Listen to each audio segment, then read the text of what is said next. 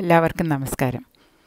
ഇന്ന് ഡയബറ്റിസ് സാധാരണ ഭക്ഷണങ്ങൾ കൊണ്ട് മാനേജ് ചെയ്യുന്നവർക്ക് വേണ്ടിയുള്ള, അതും ബ്രെഡ് പ്രേമികൾക്ക് വേണ്ടിയുള്ള ഒരു വീഡിയോ ആണ്. ഇത് ഒരു പഴയ ആർട്ടിക്കിളാണ്. 2007 the impact of freezing and toasting on the glycaemic response of white bread. നമ്മൾ ബ്രെഡ് വളരെയധികം ഇഷ്ടപ്പെടുന്ന ഒരാളാണ് ഞാൻ. ഞായറാഴ്ചകളിൽ ഞാൻ ബ്രെഡ് കഴിക്കാറുണ്ട്. ആ ബ്രെഡ് കഴിക്കുന്ന വിധം അല്പം മാറ്റിയാൽ അതിൽ നിന്നുണ്ടാകുന്ന ഈ ബ്ലഡ് ഷുഗർ സ്പൈക്ക്, നമ്മൾ ഗ്ലൈസീമിക് ഇൻഡെക്സ് കാൽക്കുലേറ്റ് ചെയ്യാൻ ബേസായിട്ട് എടുക്കുന്നത് ബ്രെഡാണ്. ആ ബ്രെഡ് നമുക്ക് ഷുഗർ കൂട്ടുന്ന തോത് കുറയ്ക്കുവാൻ സാധിക്കുന്ന ഒരു വിധത്തിനെക്കുറിച്ചാണ് ഈ റിസർച്ചിലുണ്ടായിരുന്നത്. അപ്പോൾ അത് വെച്ച് അത് ബേസ് ചെയ്താണ് അതിനെയാണ് ഞാനിപ്പോൾ പറയാൻ ഉദ്ദേശിക്കുന്നത്. അവർ 2 തരം ബ്രെഡാണ് യൂസ് ചെയ്തത്. ഒന്ന് ഹോം മെയ്ഡ് വൈറ്റ് ബ്രെഡ്, എല്ലാം വൈറ്റ് ബ്രെഡാണ്, ബ്രൗണും പിന്നെ മൾട്ടിഗ്രെയിനും ഒന്നുമല്ല. ഹോം മെയ്ഡ് വൈറ്റ് ബ്രെഡാണ് ഒന്ന്. അതവർ ബ്രെഡ് മേക്കർ വെച്ചുണ്ടാക്കിയത്. രണ്ടാമത്തേത് കമേഴ്ഷ്യൽ വൈറ്റ് ബ്രെഡ്. അതിൽ ഇംപ്രൂവേഴ്സും പ്രിസർവേറ്റീവ്സും ഒക്കെ ഉള്ളതാണ്. ഇംഗ്ലണ്ടിലാണ് ഇത് ചെയ്തത്. അപ്പോൾ ഈ 2 ബ്രെഡും അവർ പല രീതിയിൽ സ്റ്റോർ ചെയ്തിട്ട് ഉപയോഗിച്ച് നോക്കി. ആദ്യം ആ ബ്രെഡ് വാങ്ങിച്ച് അതേപോലെ തന്നെ ഉപയോഗിച്ചു, അല്ലെങ്കിൽ ഉണ്ടാക്കി പിറ്റേ ദിവസം രാവിലെ അതുപോലെ ഉപയോഗിച്ചു. രണ്ടാമത് അതെടുത്ത് ഫ്രീസറിൽ വെച്ച് ഫ്രീസ് ചെയ്തിട്ട് പുറത്തെടുത്ത് വെച്ച് ഡീഫ്രോസ്റ്റ് ചെയ്തിട്ട് ഉപയോഗിച്ചു. പിന്നെ ആ ഡീഫ്രോസ്റ്റ് ചെയ്ത ബ്രെഡ് ടോസ്റ്റ് ചെയ്തിട്ട് ഉപയോഗിച്ചു. പിന്നെ വെറുതെ തന്നെ ഫ്രഷ് ബ്രെഡിനെ ടോസ്റ്റ് ചെയ്ത് ഉപയോഗിച്ചു. ഈ എല്ലാ രീതിയിലും ഉപയോഗിക്കുമ്പോൾ എങ്ങനെ വരുന്നു എന്നുള്ളതാണ് ഈ സ്റ്റഡിയുടെ പ്രതിപാദിത വിഷയം. അപ്പോൾ അതിൽ അവർ മെഷർ ചെയ്തത് നമ്മളെപ്പോലെ 2 മണിക്കൂർ കഴിഞ്ഞ് എത്ര ഷുഗർ കൂടി എന്നുള്ളതല്ല. അതിന് പകരം അവർ ചെയ്തത് incremental area under the curve. ഇങ്ങനെയാണ് ഗ്ലൈസീമിക് ഇൻഡെക്സ് ഒക്കെ കാൽക്കുലേറ്റ് ചെയ്യുന്ന മെത്തഡ്. സ്റ്റാറ്റിസ്റ്റിക്സ് ഉള്ളവർക്കറിയാം. അതായത് എത്ര മാത്രം ഷുഗർ കൂടി എന്നുള്ളതാണ്. അതിൻ്റെ നമ്മൾ 2 മണിക്കൂർ കഴിഞ്ഞ് നോക്കുമ്പോൾ 2 മണിക്കൂറിൽ എത്ര എത്തി എന്നുള്ളതേ അറിയുന്നുള്ളൂ. ഇത് അതിന് പകരം ഭക്ഷണം കഴിക്കുന്നതിന് മുമ്പുള്ള ഷുഗർ കണ്ടുപിടിക്കും. അത് 102 ബ്ലഡ് ഷുഗർ എന്ന് പറഞ്ഞാൽ ബ്ലഡ് ഗ്ലൂക്കോസ് 102 ആണെങ്കിൽ കഴിച്ച ശേഷം 15 മിനിറ്റോ 20 മിനിറ്റോ ഒക്കെ കഴിയുമ്പോൾ ഇടയ്ക്കിടയ്ക്ക് ഫ്രീക്വൻറ്റ് ഇൻ്റർവെൽസിൽ ബ്ലഡ് ഷുഗർ മോണിറ്റർ ചെയ്തിട്ട് അതെല്ലാം ഒരു ഗ്രാഫിൽ പ്ലോട്ട് ചെയ്ത് തിരിച്ച് 102 ആകുന്നത് വരെ എടുക്കും. അപ്പോൾ 102 ആകുന്നത് വരെ എടുക്കുമ്പോൾ അതൊരു കേവായിട്ട് കിട്ടും, ഒരു റൈസ് ചെയ്ത് ഫോളോ ചെയ്യുന്ന കേവ്. ആ കേവിൻ്റെ അടിയിലുള്ള ഏരിയ ആണ് incremental area under the cave. അപ്പോൾ നമുക്ക് ഒരു എത്രമാത്രം ഷുഗർ ഈ ഭക്ഷണം കൊണ്ട് കൂടി എന്നുള്ള ടോട്ടൽ പിക്ചർ കിട്ടും. ആ രീതിയിലാണ് അവരത് മെഷർ ചെയ്തത്. അപ്പോൾ അവർക്ക് കിട്ടിയ റീഡിങ്സിനെ കുറിച്ച് പറയാം.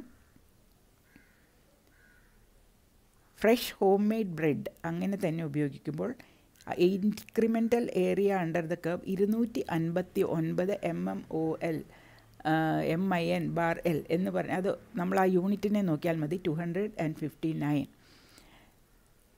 ബ്രെഡ് ഫ്രീസ് ചെയ്ത് ഡീഫ്രോസ്റ്റ് ചെയ്ത് അങ്ങനെ തന്നെ ഉപയോഗിക്കുമ്പോൾ 179, 259 നിന്ന് 179. ഫ്രഷ് ബ്രെഡ് ടോസ്റ്റ് ചെയ്ത് കഴിക്കുമ്പോൾ 193, 259 നിന്ന് 193.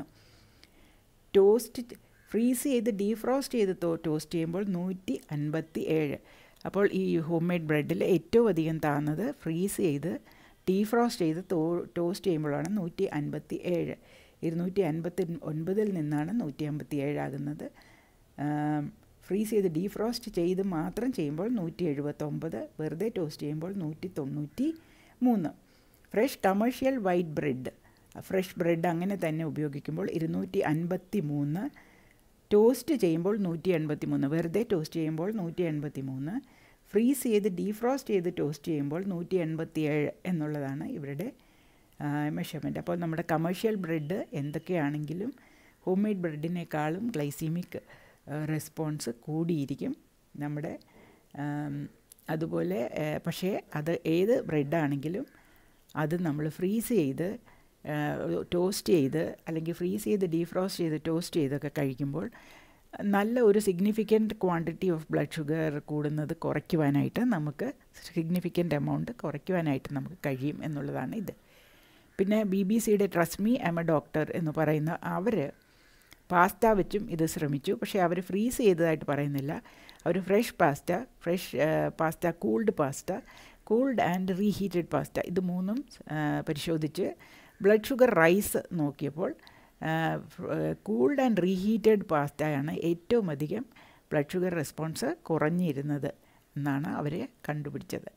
പിന്നെ എല്ലാ തരത്തിലുള്ള സ്റ്റാർച്ചി ഫുഡ്സിനും ഇതേ റെസ്പോൺസ് കിട്ടും എന്നാണ് ജനറലായിട്ടുള്ള നിഗമനം. അതായത് പൊട്ടാറ്റോ ആണെങ്കിലും ഏത് സാധനമാണെങ്കിലും കുക്ക് ചെയ്ത് കൂൾ ചെയ്യുമ്പോഴത്തേക്കും അതിലെ കുറേ സ്റ്റാർച്ച്, നമ്മുടെ നേരത്തെ അബ്സോർബബിൾ ആയിട്ടിരുന്ന സ്റ്റാർച്ച് നമ്മളുടെ വായിലും കുടലിലും ഒക്കെയുള്ള എൻസൈംസിനെ പ്രതിരോധിക്കുന്ന രീതിയിലുള്ള സ്റ്റാർച്ചായിട്ട് മാറും. അതിനെ റെസിസ്റ്റൻറ്റ് സ്റ്റാർച്ച് 3 എന്നാണ് പറയുന്നത്.